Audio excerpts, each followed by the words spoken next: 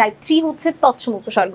তৎসম উপসর্গের জন্য আমরা বেশ কিছু ছন্দ ব্যবহার করব যেন আমরা মনে রাখতে পারি খুব সহজে। তাহলে দেখো এখানে আমি একটা ছন্দ লিখেছি, সুচরিত্রের অভি ও অপি অতি দূর থেকে তাদের প্রথম পরাজয়ের সমপরিমাণ অপমান, অবমাননা, অনুতাপ ও উৎপীড়ন নিবারণের জন্য নিরক্ষর উপনেতার অধিষ্ঠানে আগমন ও বিচরণ করতো। ঠিক আছে, এটা তোমরা দেখতেই পাচ্ছ।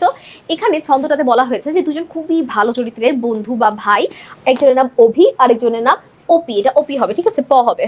একজনের নাম হচ্ছে অভি এবং আরেকজনের নাম হচ্ছে অপি। তো সুচরিত্রের ভালো দুটা ভাই, সুচরিত্রের মানুষ, সুচরিত্রের অভি অপি অতি দূর থেকে তাদের প্রথম পরাজয়ের সমপরিমাণ অপমান, অবমাননা, অনুতাপ ও উৎপীড়ন নিবারণের জন্য, অর্থাৎ তারা একবার নির্বাচনে দাঁড়িয়েছিল। নির্বাচনে দেখো সুচরিত্রের মানুষ বা ভালো মানুষরা তো নেতা হতে পারে না, ঠিক আছে, ভালো মানুষরা নেতা হতে হলে একটু একটু মিথ্যা বলতে হয়। তো ভালো মানুষরা তো নেতা হতে পারবে না, এটাই স্বাভাবিক। তো সুচরিত্রের অভি অতি দূর থেকে তাদের প্রথম পরাজয়, অর্থাৎ তারা হেরে গিয়েছিল, সেই পরাজয়ের সমপরিমাণ অপমান, অবমাননা, অনুতাপ ও উৎপীড়ন, অর্থাৎ যেহেতু হেরে গেছে তাহলে অপমান কাজ করেছে, অবমাননা হয়েছে, অনুতাপ হয়েছে, যে আর একটু যদি প্রচারটা করতাম তাহলে হয়তো জিততে পারতাম। আর উৎপীড়ন নিবারণের জন্য নিরক্ষর উপনেতার, তারা এখন ডিসাইড করলো যে তারা একটা উপনেতা। উপনেতা কাকে বলে?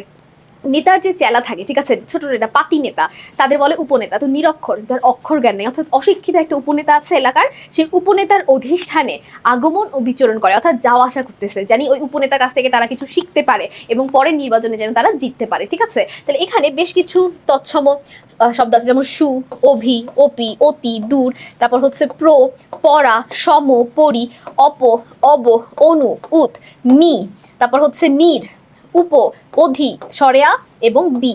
এগুলো হচ্ছে আমাদের তৎসম উপসর্গ। এই ছন্দের দ্বারা বা এই দুটো ভাইকে, সুচরিত্রের ভালো দুটো ভাইকে কল্পনা করে এই ছন্দটা মনে রাখতে পারলে আমরা খুব সহজে বাকি তৎসমগুলো মনে রাখতে পারবো। আচ্ছা, এরপর দেখো তাহলে আমাদের প্রথম প্রশ্নে কি আছে তৎসম নিয়ে, সেটা একটু দেখে নেই। কোন উপসর্গগুলো বাংলা ও তৎসম উভয় ক্ষেত্রেই প্রযোজ্য? এটা আমরা জানি, আমরা এর আগের টাইপে বাংলা ছন্দ দেখে এসেছি, এই টাইপে এসে আমরা তৎসমের ছন্দ পেয়ে গিয়েছি। তাহলে আমাদের জানার কথা যে আশুবিনী, এটা বাংলাতেও ছিল, একসাথে তৎসমতেও আছে। তাহলে দেখি তো আমাদের আশুবিনী কোথায় আছে।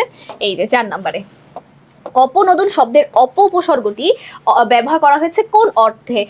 এটা অবশ্যই একটা তৎসম উপসর্গ, যেটা অর্থ হচ্ছে স্থানান্তর করা। কোন বাক্যে দুটি উপসর্গ ভিন্ন অর্থ ব্যবহার হয়েছে? আচ্ছা, আমরা একটু দেখি কোন বাক্যে আমাদের ভিন্ন অর্থ প্রকাশ করলো। দেখো কোন বাক্যে দুটি উপসর্গ ভিন্ন অর্থ ব্যবহার করা হয়েছে। অচিন দেশের অচেনা মানুষ, অজ পাড়াগাঁয়ের অজমূর্খ, সুদিনে সুকাজ সম্পন্ন হয়, ইতিপূর্বে এই ইতিহাস শুনিনি। তাহলে এখানে দেখো অচিন দেশের অচেনা মানুষ, এটাই হচ্ছে ভিন্ন অর্থ ব্যবহার করা হয়েছে। বাকিগুলো কিন্তু অজ সেম অর্থ প্রকাশ করছে, সু ভালো অর্থ প্রকাশ করছে, ইতি একই অর্থ প্রকাশ করছে, শুধুমাত্র প্রথমটাই অচিন এবং অচেনা একই অর্থ প্রকাশ করে না। এরপর দেখো নিচের কোনটি উপসর্গ? গুলো, টা, উপ নাকি ও? আমরা মাত্র দেখে এসেছি তৎসম ছন্দে উপনেতা, নিরক্ষর উপনেতার অধিষ্ঠানে আগমন ও বিচরণ করতো। সেখানে আমরা দেখতে পেয়েছি উপ হচ্ছে একটা তৎসম উপসর্গ। অর্থাৎ ছন্দটা যদি তোমরা একটু মুখস্থ রাখতে পারো বা নিজেদের কল্পনার মধ্যে একটু আনতে পারো, তাহলে কিন্তু তৎসম থেকে যেখান থেকে প্রশ্ন আসুক না কেন তোমরা খুব সহজেই উত্তর দিতে পারবে। তো সকলকে অসংখ্য ধন্যবাদ। আসসালামু আলাইকুম, আল্লাহ হাফেজ।